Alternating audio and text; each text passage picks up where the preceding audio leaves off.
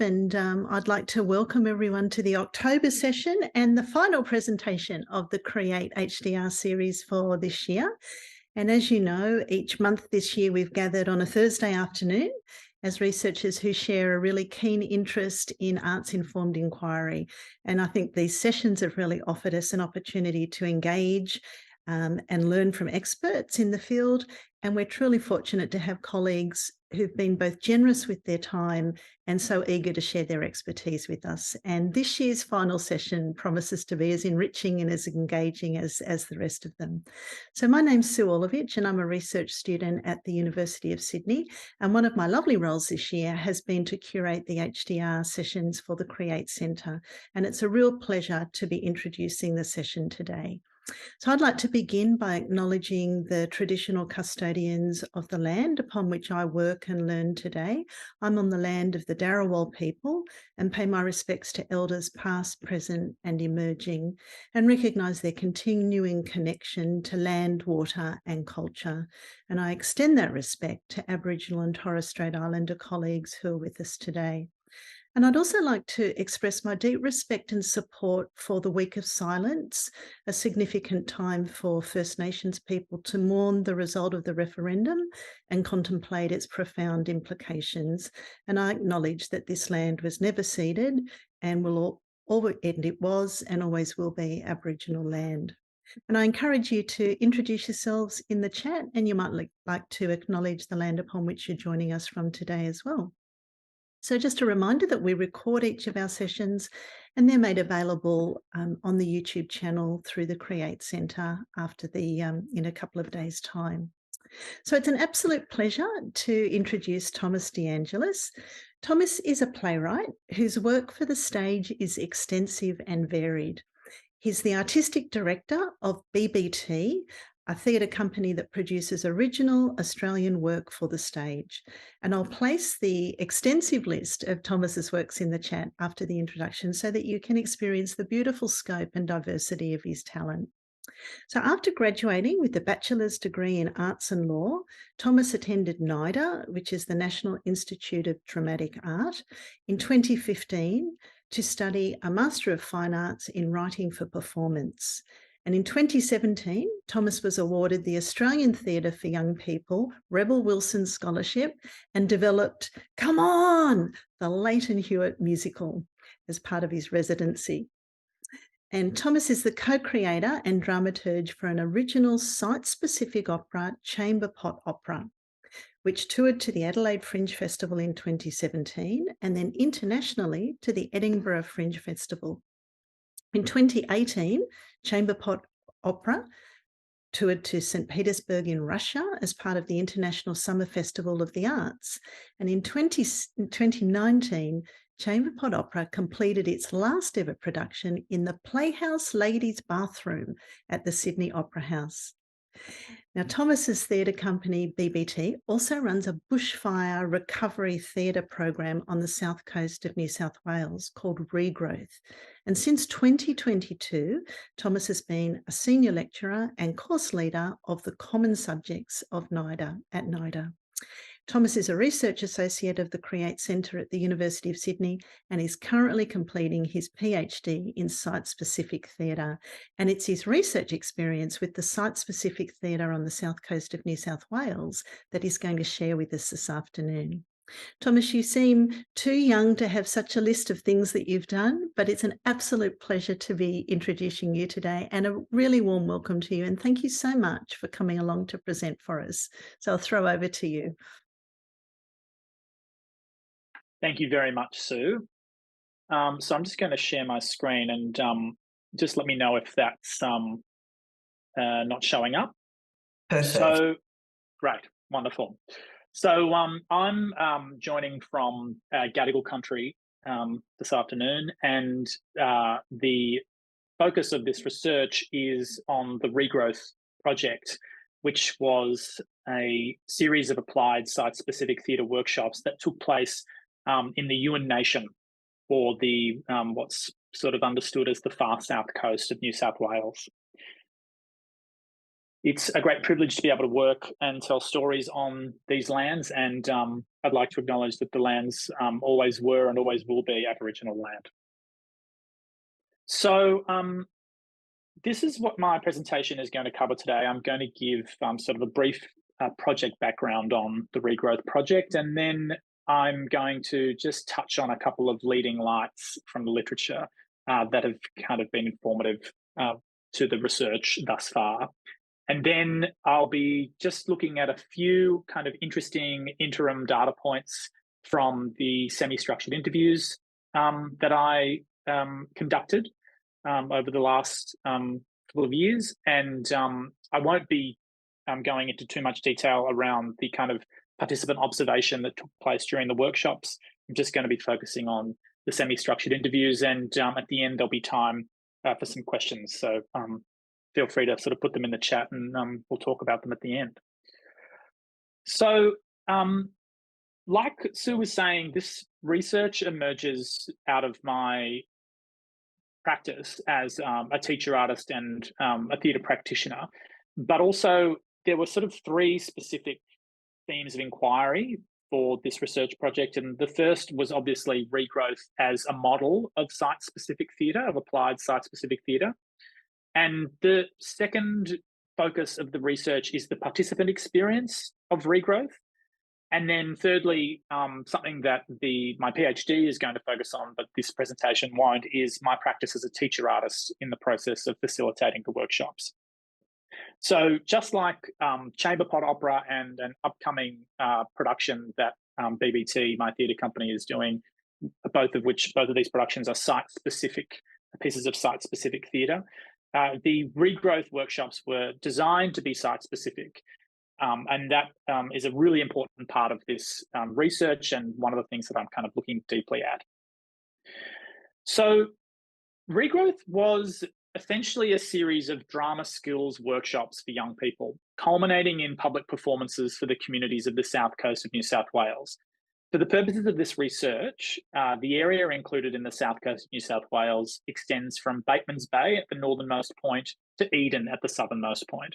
And you can see the circles that I've drawn around Browlee, Badawa, Narooma, Tathra, and Pambula. They were the five sort of towns that we did the workshops in from sort of early 2021 until this year, early 2023.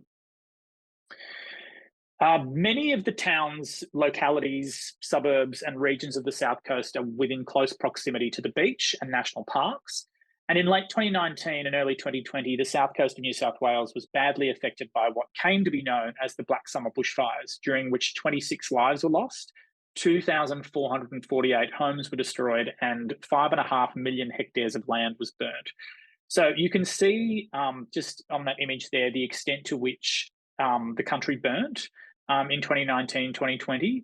It's a huge part, it's sort of the majority of the area that I was just speaking about. It runs up along that ridge there, which is sort of the Great Dividing Range, and much of that also burnt as well. And the local communities that are in this area were really badly affected by those bushfires. The young people that live in these areas subsequently faced the COVID-19 pandemic, and this, like around the world, caused disruption to their everyday lives and required them to continue their schooling online.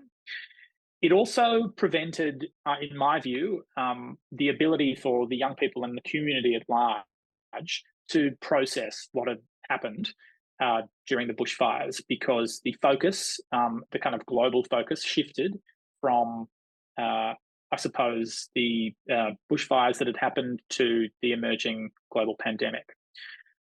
Following the bushfires, the South Coast also experienced 7 more declared natural disasters, with floods in February, July, August, October, and December 2020, and then March and May 2021. It's also worth noting that the South Coast of New South Wales contains one of the highest concentrations of unemployed people and people living below the poverty line in Australia. So one of the aims of Regrowth was to develop with participants skills in creating and staging drama performances so that they might go on to use those skills to create their own work in the future.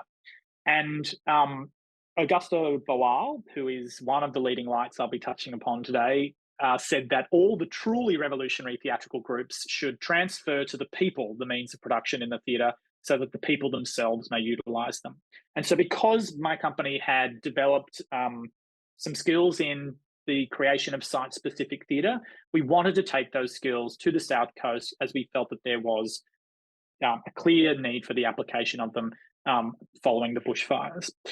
So during the workshop, the participants are taught drama skills and strategies in storytelling, improvisation, character building, writing, vocal technique, and movement. The skills development process is focused on providing participants with the tools they need to devise a performance based on their experiences as young people living on the south coast of New South Wales.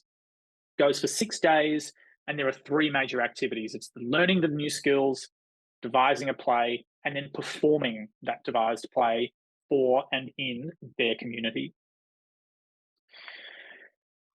Regrowth is applied site-specific theatre, and there is a kind of healthy body of research that investigates the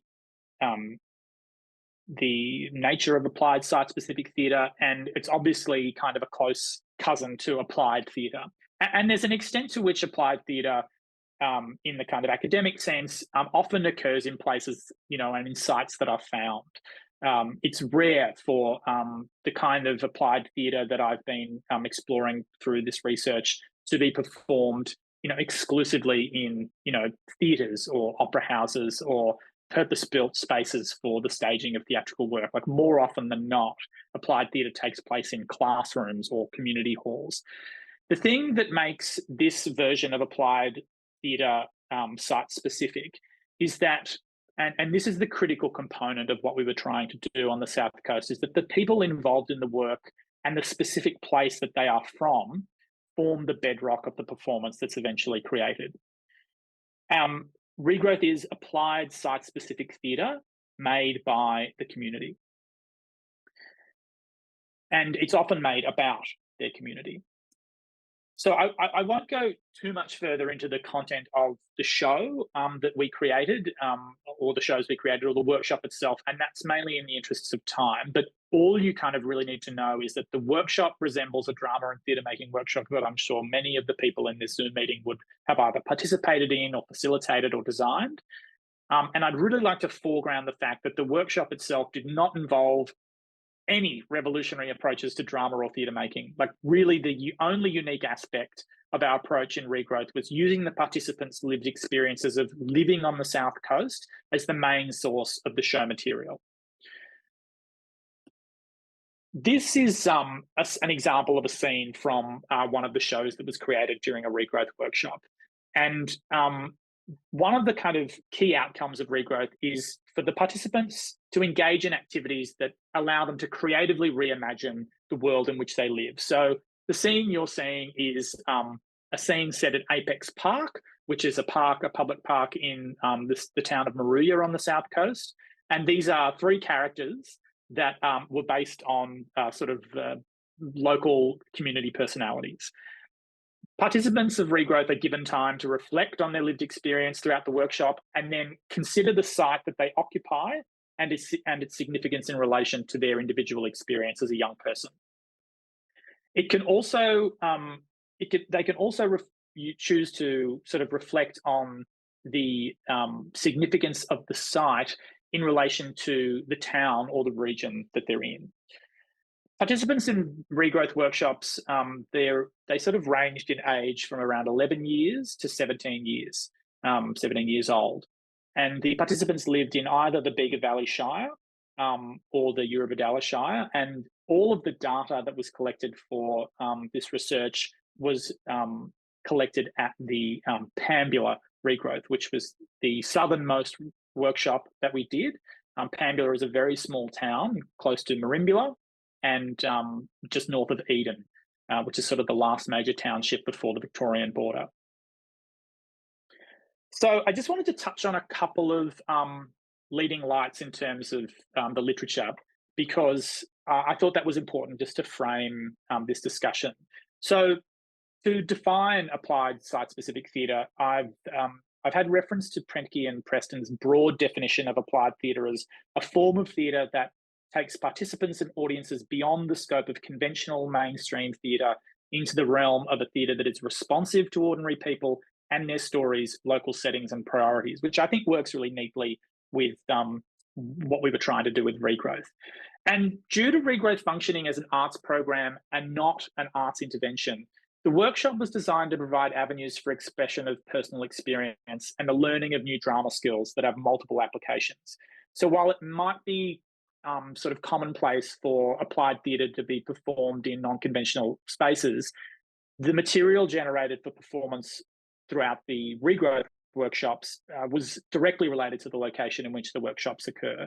So, for example, participants in the Regrowth workshop that took place at the Tatra Surf Lifesaving Club engaged in drama skills activities and exercises that sought to generate material that related to that site itself and the town's history, the relationship of the participant to that town or area, as well as the functionality and physical elements at play within that space, within that site itself.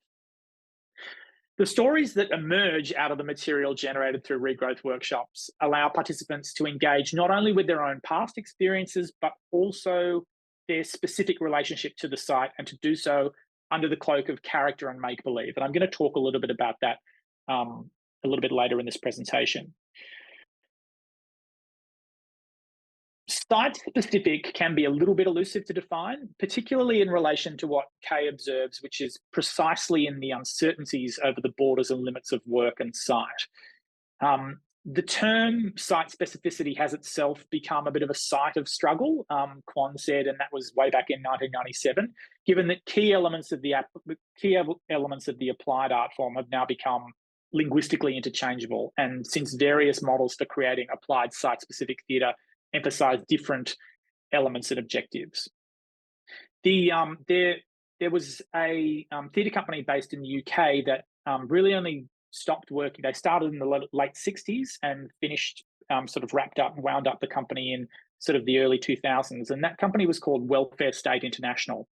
And they used to do work that is similar to the work that we've been doing with Regrowth. They never actually termed it applied site-specific theatre, but it was community theatre and drawing heavily on the work of Boal's Theatre of the Oppressed that took place all over the UK. And the key element of their approach, which I thought was sort of relevant to what I guess we were doing on the South Coast, is that there was the theatre was used as a means to break down physical and social inhibitions between strangers to create a shared communal experience. And that's one of the things that showed up in the data as well. The other kind of the work of Cordileone and Wharton is also really important to this research, and it's been really useful as a reference point for the impact of applied site-specific theatre, which is not something that I'm explicitly looking at. I'm just looking at the kind of sort of what happened during the Regrowth workshops. But they suggest that site-specific theatre explorations have long been embraced by applied theatre practitioners, often out of necessity as they collaborate with participants to link performance and community literally on common ground. There's the possibility that this work can operate as a means of demechanizing and deconstructing space. It means that site-specific work infuses the theatre experience with unencumbered purpose. And by participating in such performances, community members and artists might unlock new understandings of the significance and stories imprinted within their floors, walls, and ceilings. There's another sort of aspect to all of this research, which is becoming, I suppose, increasingly urgent in Australia, and that is its relationship to kind of disaster recovery. So unfortunately, Australia continues to experience, I guess, rolling disasters. And so the responses to those disasters by governments have tended to focus on the rebuilding of infrastructure, the getting of adults back into work, etc., and the rebuild. But very rarely does the kind of repair work extend to young people. And in 2020, researchers at the University of Melbourne undertook an extensive overview of Australian-based disaster recovery arts intervention models. And through that report, it was found that provided that they are administered correctly, arts programs can be used post-disaster to provide young people with a voice and an opportunity to enhance connectedness and relationships. And those two things, a voice and connectedness and relationships, came out of the semi-structured interviews that I undertook with participants of Regrowth. And they were not necessarily things I was looking for. This sort of piece of research I kind of encountered subsequent to the semi-structured interview process, which is just really interesting to me. So that brings me to the method that I wanted to discuss today, which was the semi-structured interviews. So I used a sample size of 5 participants, and they were all from the Pambula Regrowth. Subjects were engaged in interviews 2 weeks before the workshop, during the workshop, and then 2 weeks after their participation in the workshop. And this method basically sought to address what happens to young people who participated in the Regrowth workshops over time, and specifically ask them to reflect on their experience in the workshop once they'd done it. And there were really 2 key interview questions that I asked, amongst others, and they were asked at those intervals, before the workshops, during the workshops, and then afterwards. And the responses to them, the data is being analysed at the moment, and the way that I asked these questions was by changing the tense of them, depending on where in the process I was up to with the young people. And essentially, the questions were about how can we make theatre about your home, and then how can we make theatre about you? And depending on when it was in the process, I changed the tense of that. But they were the 2 questions that I guess survived each of the interviews that I did, and I did 3 with each participant. So because the workshops were designed to kind of draw on the backgrounds and personal experiences and ideas and the artistic outputs of the participants, it was useful to make an explicit connection between the artistic choices and lived experiences that the participants kind of had. And I really wanted to identify the rationale behind the artistic choices, and I wanted to identify that directly from the participant young people. So before I go any further, I just wanted to talk a little bit about what the Pambula workshop, what the play that was created was about. And this is straight from the horse's mouth. So again, I just want to reiterate that the piece of theatre was created by the participants and entirely by them. They generated ideas as a group. They developed characters through a very simple Laban style exercise. They gave consideration to the plot of the show and the themes that underpinned its overall message, all on their own. The facilitators were merely there as guiding forces in the process. And so this is what the show was about, in the words of one of the participants. Well, it was a lot about what is happening in the world and where it could go. So it starts off with, there's a whole dynamic of billionaires, working class, and scientists. So in the beginning of the play, there was a group of billionaires and scientists who were discussing how the world is falling apart and dying and how they need to get on this new spaceship. And that's the first part of the play. And then the second part of the play, it was generations who were living and were born on a spaceship. So they haven't known Earth or the new planet that they're going to. And they're starting to see the new planet in the distance. And the billionaires are saying, no, we're not going to give you money to get onto this planet. But the working class and scientists are like, oh, please, we need the money and we want to get to this new home. And then the third part is focused more on the inequality between the working class and the billionaires. So one of the working class's children find a special ore that they went to that planet for, and the rich people try and steal it. But then there's an uprising with the working class people, and and happily ever after, it's really wonderful.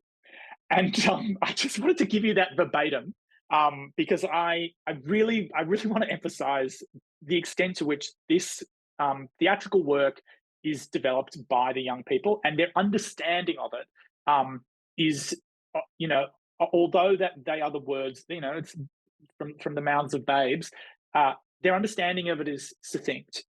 Their understanding of it is clear. And each of the participants were asked what, on reflection, what the show was about. And each of them gave sort of eerily similar recollections of what the show was about, and choosing to kind of highlight and focus on key aspects of it. Leaving Earth destroyed, running the risk of making the same mistake again on a new planet, and this kind of tension between a scientist class, a working class, and a billionaire class.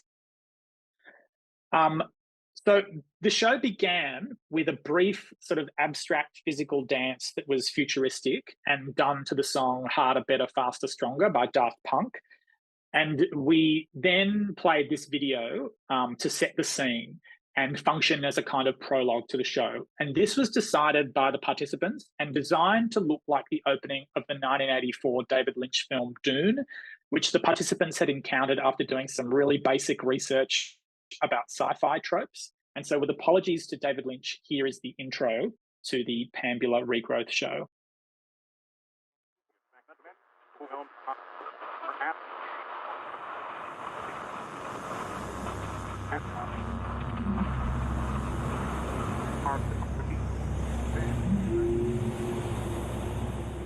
The year is 2050.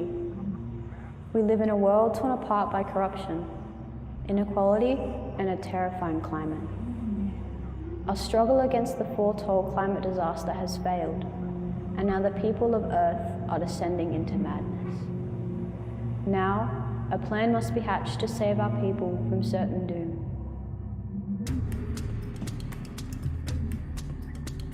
So that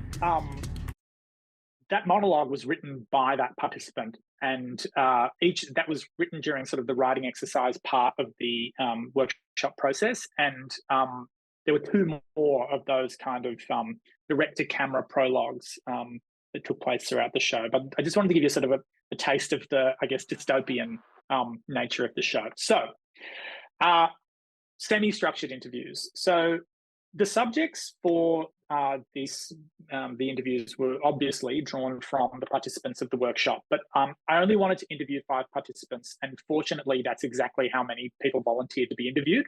And you can see that each of the participants had fairly limited experience in theatre, but I wouldn't necessarily say that this was below what their metropolitan counterparts might experience if they weren't interested in theatre. So the interesting thing for me is that, and I can say this having interviewed these participants, they all had a really keen interest in drama and theatre and acting, but one wonders, had they grown up in Sydney, how much more exposure they might have had to those things.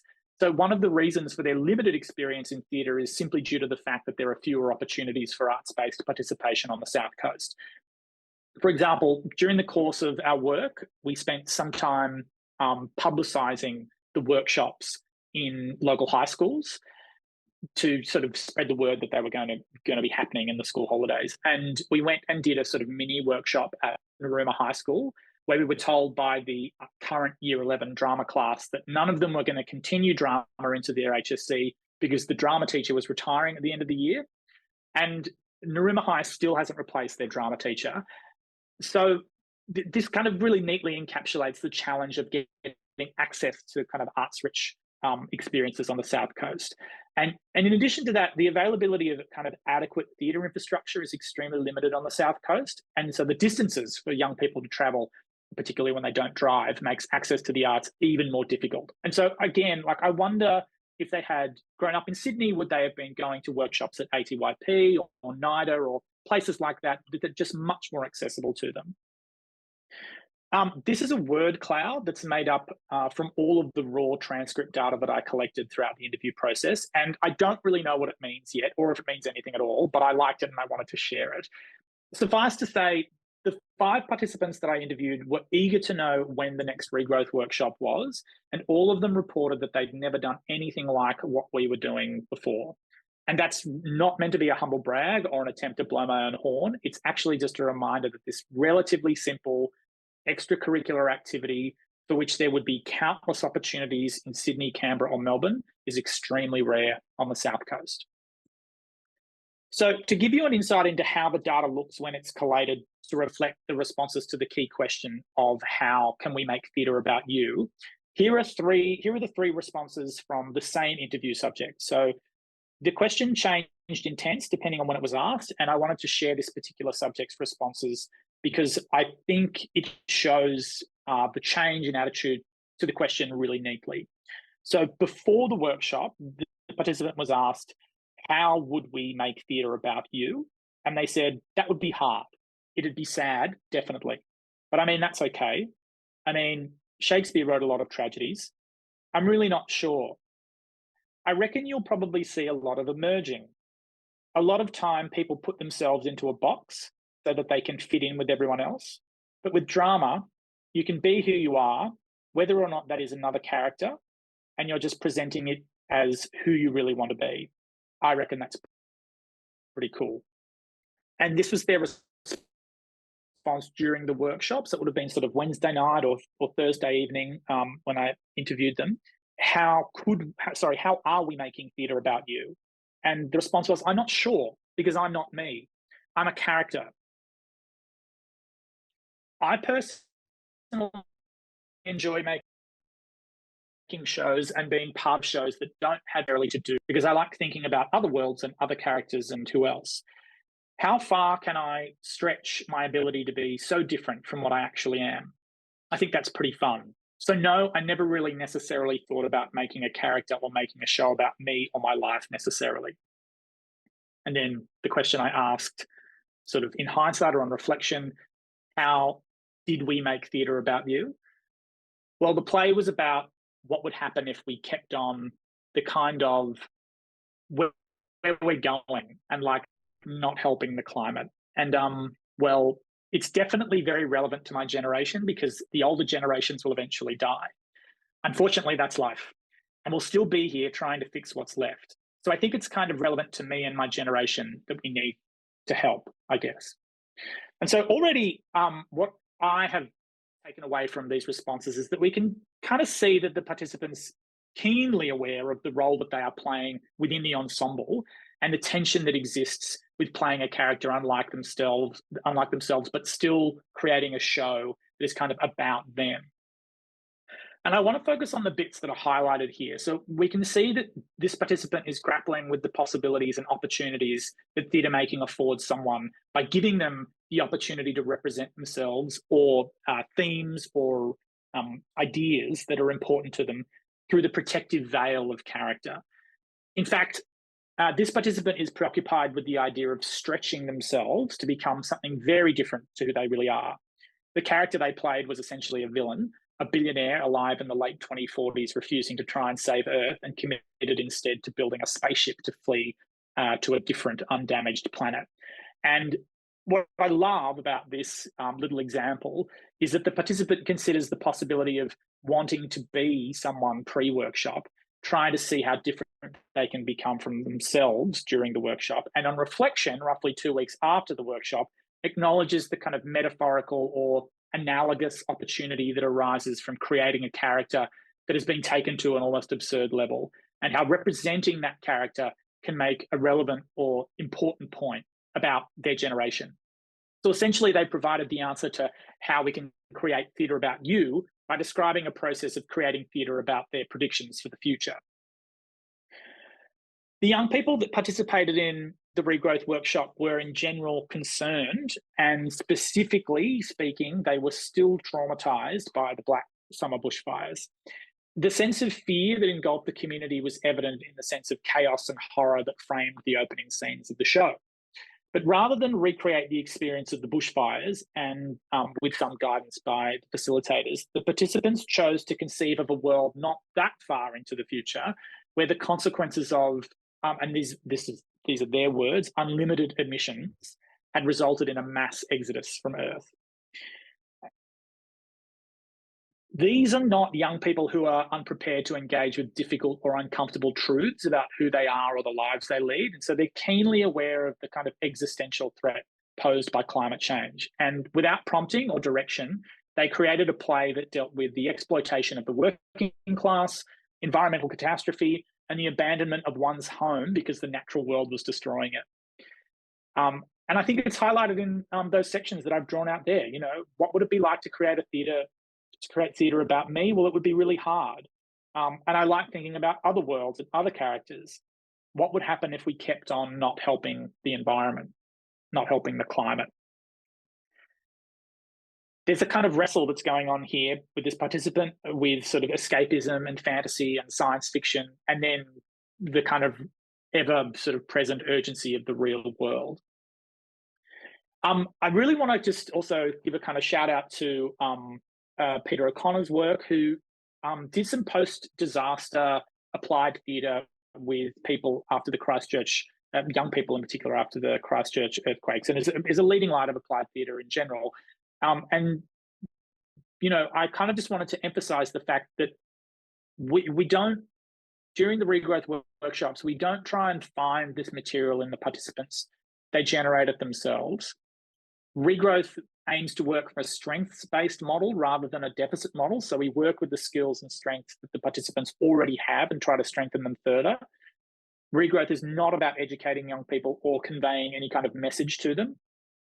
Facilitators of Regrowth are all, you know, tertiary trained performers and theatre makers, but we explicitly resist directing the work towards particular outcomes. And we also try in the ensemble and in the room, kind of, we try to kind of eschew hierarchical power structures within the room. And a sense of guided collaboration is the sort of primary method of the content creation. I just wanted to sort of tease this quote out, which is Victoria Campbell's words: "A teaching artist must embody equal parts artisan and organizer, unabashedly accountable to both community and craft as they hone aesthetic awareness through authentic meaning-making processes." So the kind of reason for these underpinnings of Regrowth that I was just talking about is that arts-based interventions, kind of as I was saying earlier from that review of Australian responses to disasters, they've been shown to be most effective when created in consultation with young people, because it helps to create a sense of agency, authenticity, and ownership. When students and participants when they need opportunities to individually process disaster-related events, I think that there's potential for sort of the collaborative engagement in arts-based activities, which will help them understand that others may have experienced similar traumas, and together the experience can form a source of sort of resilience and strength. I also wanted to talk about this exchange, and I really like this exchange because it directly addresses the extent to which the participant was conscious of their objective to create a piece of agitprop.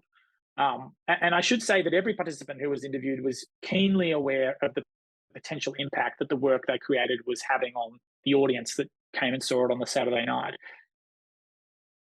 One of the things that has emerged out of this work is that what it does is provide young people with a voice, just like that University of Melbourne study kind of highlighted as a really important aspect of post-disaster recovery programs.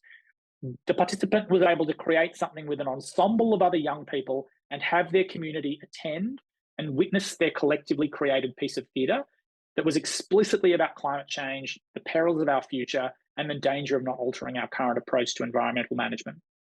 Their community watched, listened, and applauded, and that clearly made the participant feel heard and one hopes validated. I'll just read this little quote out. So I asked the participant, do you think the objective was to change the audience mind or affect them in some way? And the participant said, not necessarily to make them listen or to make them change their mind. It would be to give our opinion in a way that can be heard. And then I said, do you feel heard as a young person? And they replied, in theatre, definitely, yeah, which I really loved because, you know, these young people have access to more channels of communication than ever before in history. And theatre is the kind of mode that this young person feels that they're heard in, which is really lovely. I just wanted to show you this. This was the roll of butcher's paper on which we built the themes of the show. I was thinking about sort of doing a bit of a deep dive into this, but I don't think we really have time. But I just wanted to show you this. I'm not sure if you can see it as clearly as I can, but so many of the things that are written on this piece of butcher's paper, which was created on day one of the workshop, ended up in the final performance. This is a different participant, and this was in response to the question around how we can make theatre about your homes as distinct from how we can make theatre about you. So what's interesting in this set of responses is the extent to which the participants' understanding or definition of what home is changed over time. So in the pre-workshop interview, the participant says, I guess just like about my family home life and like my family, I guess, because it's all sort of like spread out, and what I like doing, I guess, and what my family likes doing. Yeah. I said, can you tell me what sort of skills do you think you might need to make theatre about you and your home? And the participant responded, I guess you could say like you need a bit of strength, I guess, like courage. Yeah. And during the workshop, the participant said in response to the question, how are we making theatre about your home? They said the play is sort of showing how like the world is sort of like not very good these days. Putting that into the play sort of shows a little bit of our world, what it's like right now. And then after the workshop, in response to the question, how did we make theatre about your home? The play is sort of like how it's like Earth, I guess, how we represented that and how, well, it's sort of, yeah, mainly like Earth because we did it in our area. So everybody sort of had the same ideas because it's like everybody lives in sort of this area. And it may not seem like it was about the area, but when you look at it, it's like it probably is in some way. I really love delivering these verbatim responses, probably because I'm a playwright, but I could never write something as rich as that. What I particularly like about this data set is that the participant initially was extremely difficult to prise open. And so in that initial interview, they were reticent to talk about anything really. And then once they gained a sense of understanding and skill in theatre making, sort of midway through the workshop, their sense of ownership over the direction of the play and the way in which it was formed and their small role in creating it was readily apparent. Again, you can see that the participant has begun to understand the representational possibilities of theatre and has started to identify the ways in which the show was about their home. I think this piece of data actually exemplifies what I was talking about earlier with regard to the critically, like the sort of the applied component of regrowth, which is that the specific place and people involved in the work form the bedrock of the performance that's eventually created. The participant is clearly able to understand something new about where they live, about their personal experience in their local area, and this develops over the course of their involvement with the workshop. In addition, the participant becomes keenly aware of the role that the rest of the ensemble plays in contributing to the content of the story through a shared experience of living in the same area. Throughout the interviews, this participant began to explain the connections between the ensemble members and how that contributed to forming the play that was created. And although this quote doesn't express it explicitly, the participant across a 15-minute interview engages directly with the idea that the fact that other participants were from the same place was the precise reason that the nature of their ideas in generating the work for the play was similar. The participant goes on to reflect on the process by using expressions like the power of collaboration, which was a bit of a catch cry or motto that we used in the workshop. And what was both surprising and also unsurprising was the degree to which each interviewed participant reflected on the importance of forming new connections through their involvement in the Regrowth project. So I asked the participant, can you tell me what you think the most important part of the workshop was? And the participant responded, I guess having the communication was really good. And just like how I said, everyone got to put their ideas in. It was like not one person making the whole play.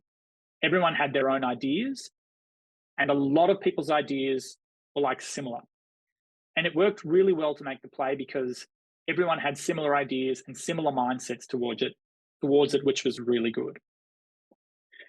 This process has been extremely rich and rewarding, and it's been also a tremendous amount of fun. And I'm really happy with what the data is already showing around the extent to which the participants were able to engage deeply with what Regrowth was doing throughout the week.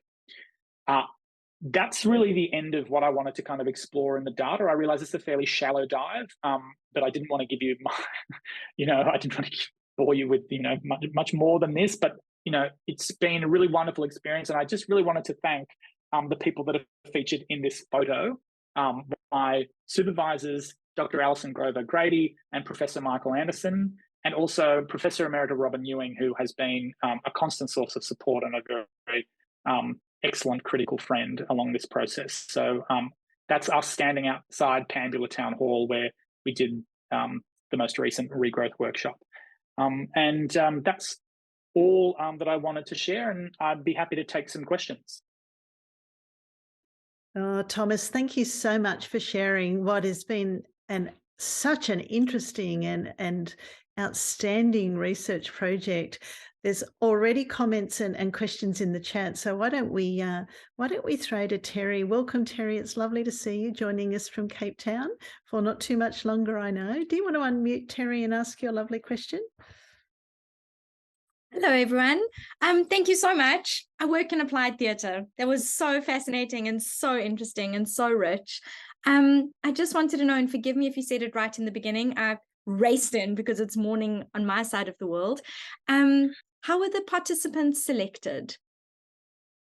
The participants for the workshop or for the study? Yes, for the workshop. For the workshop, it was anyone that got wind of the program on the South Coast was welcome. The workshop in Pandula was the 5th in a series of 5 workshops, and it was the most well attended. And I think that was largely because we had, built a bit of an audience, I suppose, or there was, the word had gotten out about these free holiday workshops where, morning tea, lunch, and afternoon tea was provided for free. It was really come one, come all.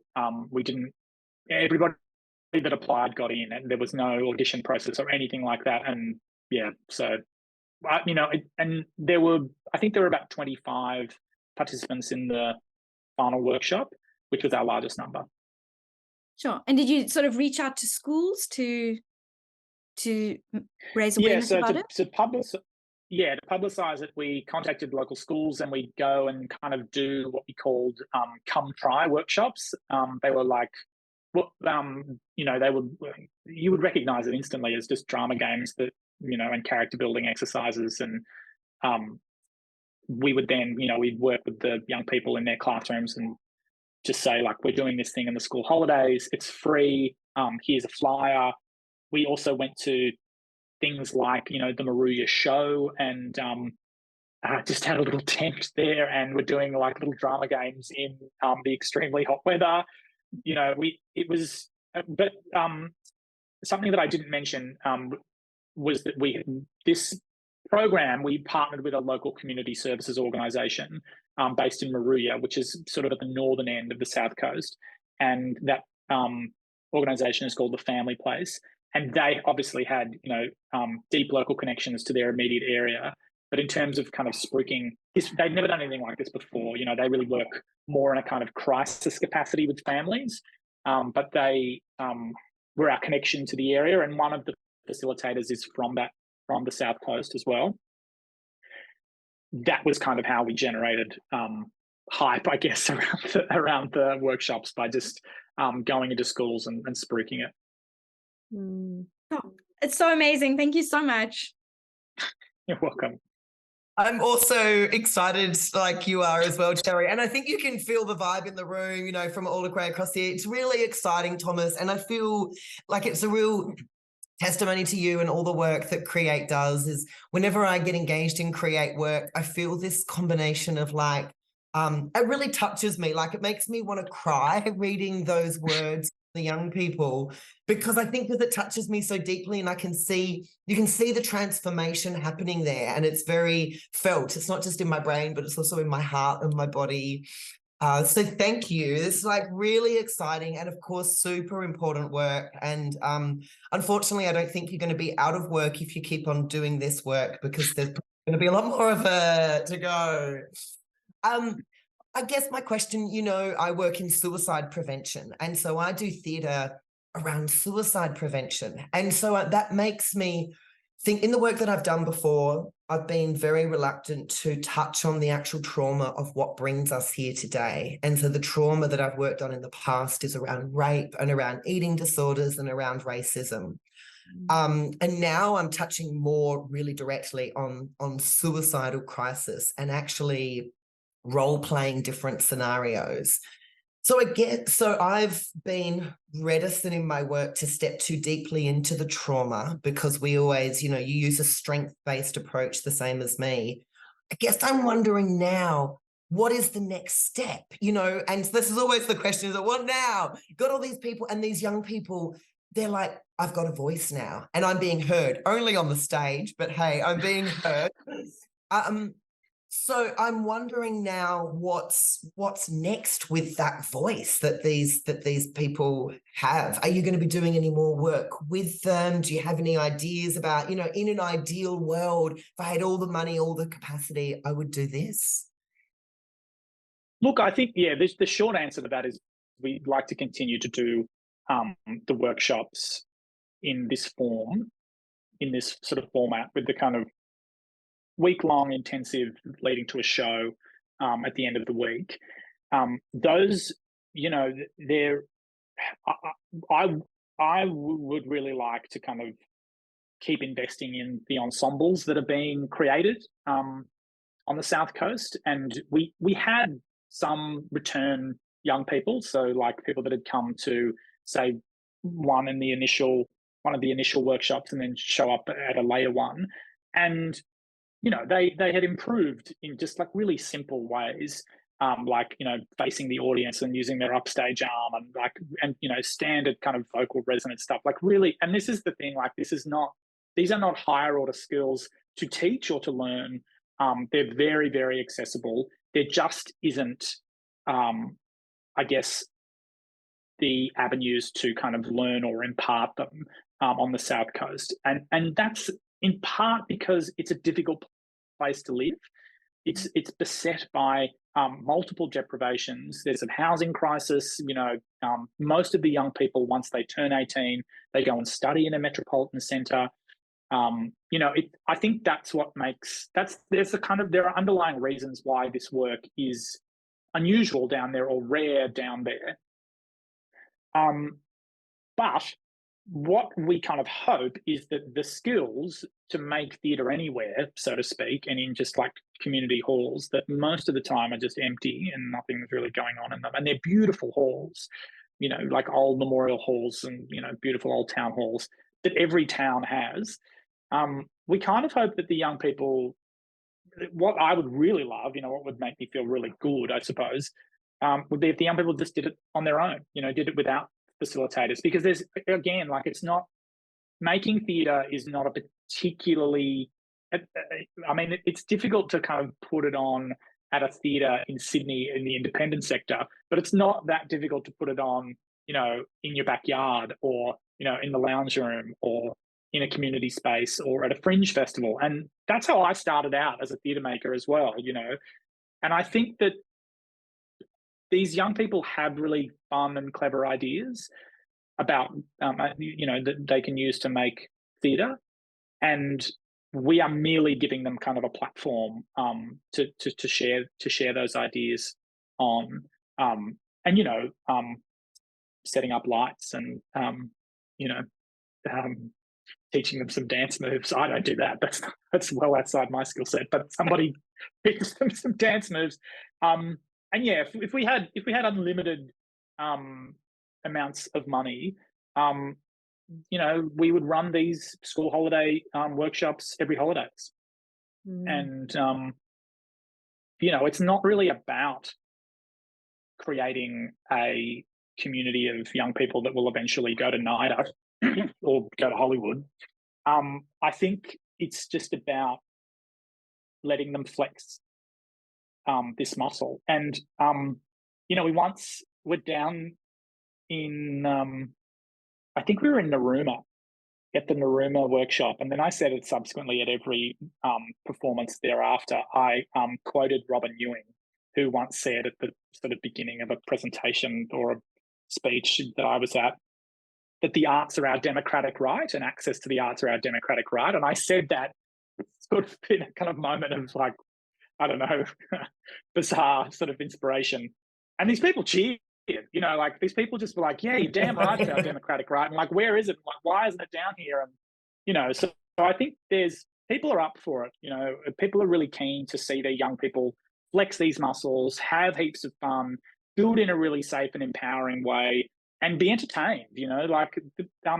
I mean, both Ali and Eliza have seen the shows. They are essentially entertaining. You can vouch for that, right? Can't you?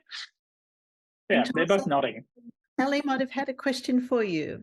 I was just I'm obviously ridiculously biased, which is not good as a researcher.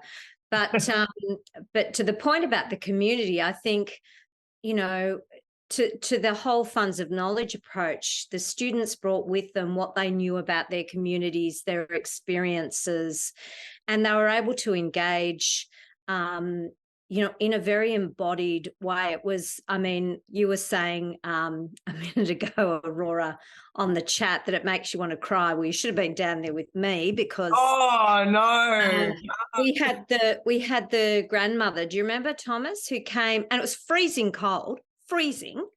And someone brought Granny, who can't have been much shy of her 100th birthday, and plonked her in the front row, and she waited at least 2 hours for the show to come on, you know, for her family, to see her family. Kids sat on the floor. It was a starry night. We had a beautiful Indigenous duo who sang. We had pizzas. You know, it was just magnificent. And to your point, Thomas, as a model, I mean, I take away from that, you know, millions of things, obviously, but two things: agency, legacy. So, you know, the students that were able to engage in that have a particularly, you know, access to an agentic pedagogic model that they may not have had before. And, you know, as a legacy in the town, which is not to, you know, and I don't mean that, you know, with hubris or lacking in humility, but it leaves a legacy. This town, you know, had this and has this, and we have this capacity. And I think that's just really, you know, was one of the really beautiful takeaways, I think. Beautiful. It's true, because sometimes you don't know the legacy, you know, like you're doing these follow-up interviews, Thomas, but I'm sure you find all these things that you're like, oh my God, we had no idea that this would help you have a voice when you're talking to your parents. Like, we didn't try that. We were looking at resilience for the community, but now we've improved your relationship with your parents or your grandmother. Oh, wow. I think, to be honest with you, I think I said it in my presentation, the most surprising thing has been how quickly the participants in interviews foregrounded the importance of the new connections they'd made with other people. And because they're all of a similar age, but they're from different schools and they're not in the same year group, so they don't really know each other when they first arrive. And it's a very big area where the catchment is like a 50-kilometre radius. That's what they love, the sense of ensemble, which to anybody that's ever been in a show or been in a play, like that, of course, is what, you know, you remember that, and that's a really fun experience. And you have the showmance, and then you have, you know, sort of post-musical depression and all that sort of stuff. And these kids, that was just new to them, developing these new connections. And I think the community building aspect is something that I'm not focusing on in this research, but I think that that's another possible effect of what happens. Yeah, absolutely. Thomas, that's been such an interesting and inspiring presentation. Can I, on behalf of all of us, thank you for sharing with us this afternoon, and thank you, participants, for such an insightful and thought-provoking discussion after Thomas's presentation. Thank you so much, Thomas, so appreciated. So that draws our series for 2023 to our close. This is our last session. Can I thank everyone for their participation throughout the year? It's been an absolute pleasure hosting the sessions on a Thursday afternoon once a month. Go well for the rest of the year. Really look forward to seeing you at Create events over coming months, and I wish you a really smooth and happy end to the year. So thanks everyone for your participation, and thanks once again, Thomas. Beautiful presentation for us today.